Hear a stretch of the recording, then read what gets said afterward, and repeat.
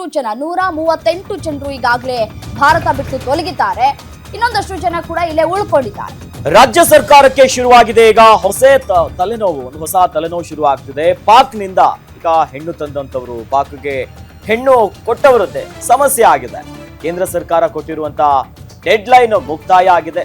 ಹೀಗಾಗಿ ಉಳಿದವರನ್ನ ಗಡಿಪಾರು ಮಾಡ್ತಾರಾ, ಏನ್ ಮಾಡ್ತಾರೆ, ಅಥವಾ ನಿರಾಶ್ರಿತರ ಶಿಬಿರಗಳಿಗೆ ಅವ್ರನ್ನ ಕಳಿಸ್ತಾರಾ ಅನ್ನೋದೇ ಈಗ ಡೌಟ್ ಆಗಿದೆ. ಕೇಂದ್ರದ ಸೂಚನೆಯಂತೆ ನಿರ್ಧಾರವನ್ನ ಮಾಡೋದಕ್ಕೆ ರಾಜ್ಯಗಳ ಚಿಂತನೆ ಆಗ್ತಿದೆ. ಕೇಂದ್ರ ಸರ್ಕಾರ ಏನ್ ಸೂಚನೆ ಕೊಡುತ್ತೆ ಆ ನಿಟ್ಟಿನಲ್ಲಿ ಹೋಗೋದಕ್ಕೆ ರಾಜ್ಯ ಸರ್ಕಾರಗಳು ಕಾಯ್ತಿದ್ದಾವೆ.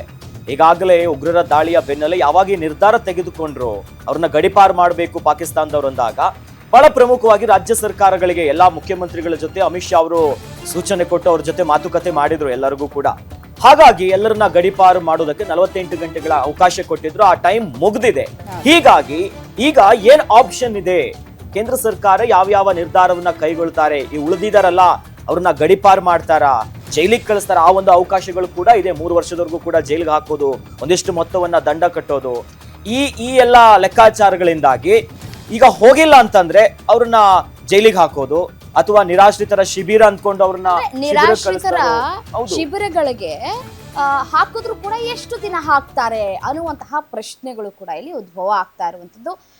ರಾಜ್ಯ ಸರ್ಕಾರಗಳಿಗೆ ಈ ಒಂದು ಆದೇಶ ಇದೆಯಲ್ಲ, ಅದು ಒಂದ್ ಕಡೆ ತಲೆನೋವು, ಒಂದ್ ಕಡೆ ಬಿಕ್ಕಟ್ಟಿಗೆ ಕೂಡ ಸಿಲುಕಿರುವಂತದ್ದು. ಏನ್ ಮಾಡ್ಬೇಕು ಅಂತ ಕೂಡ ಗೊತ್ತಾಗ್ತಾ ಇಲ್ಲ. ಒಂದಷ್ಟು ಪಾಕಿಸ್ತಾನಿ ಪ್ರಜೆಗಳು ನಾವು ಇಲ್ಲೇ ಉಳ್ಕೊಳ್ತೀವಿ ಅಂತ ಕೂಡ ಹೇಳ್ತಾ ಇದ್ದಾರೆ. ವೈದ್ಯಕೀಯ ಚಿಕಿತ್ಸೆ ಪಡ್ಕೊಳ್ಳೋರು ಕೂಡ ಹೋಗೋದಕ್ಕೆ ಸಾಧ್ಯ ಆಗಲ್ಲ ಅಂತಿದ್ದಾರೆ.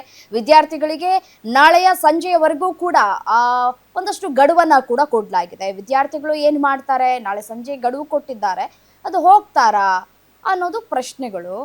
ಸೊ ಹಾಗಾಗಿ ಟೂರಿಸ್ಟ್ಗಳು ಕೂಡ ಏನ್ ಮಾಡ್ತಾರೆ ಅನ್ನೋದು ಒಂದ್ ಕಡೆ ಪ್ರಶ್ನೆ. ಸೊ ಹಾಗಾಗಿ ನಿರಾಶ್ರಿತರ ಕೊಠಡಿಗಳಿಗೆ ಹಾಕ್ತಾರೆ ಅನ್ನುವಂತಹ ಮಾತುಗಳು ಶಿಬಿರ ಇದ್ ಮಾಡ್ತಾರೆ. ಸೊ ಹಾಗಾಗಿ ಎಷ್ಟು ದಿನ ಗಡುವನ್ನ ಕೊಡುತ್ತೆ ಸರ್ಕಾರ, ಕೇಂದ್ರ ಸೂಚನೆ ಇನ್ನು ಯಾವ ರೀತಿಯಾಗಿ ಇರುತ್ತೆ, ಈ ಒಂದು ಎಲ್ಲ ಆಯಾಮಗಳಲ್ಲೂ ಕೂಡ ಚಿಂತನೆಯನ್ನ ಕೂಡ ನಡೆಸ್ತಾ ಇದೆ ರಾಜ್ಯ ಸರ್ಕಾರಗಳು. ಅದಕ್ಕೆ ಒಂದಷ್ಟು ತಲೆನೋವು ಕೂಡ ಶುರುವಾಗಿದೆ. ಏನ್ ಮಾಡೋದು ಅಂತ ಕೂಡ ಪ್ರಶ್ನೆಗಳು ಕೂಡ ಇಲ್ಲಿ ಉದ್ಭವ ಆಗ್ತಾ ಇರುವಂತದ್ದು. ಪಾಕ್ನಿಂದ ಹೆಣ್ಣು ತಂದವರು, ಪಾಕ್ಗೆ ಹೆಣ್ಣು ಕೊಟ್ಟವರು, ಇದೇ ಪ್ರಶ್ನೆ ಆಗ್ಬಿಟ್ಟಿದೆ, ಚಿಂತೆಗೀಡಾಗಿದ್ದಾರೆ.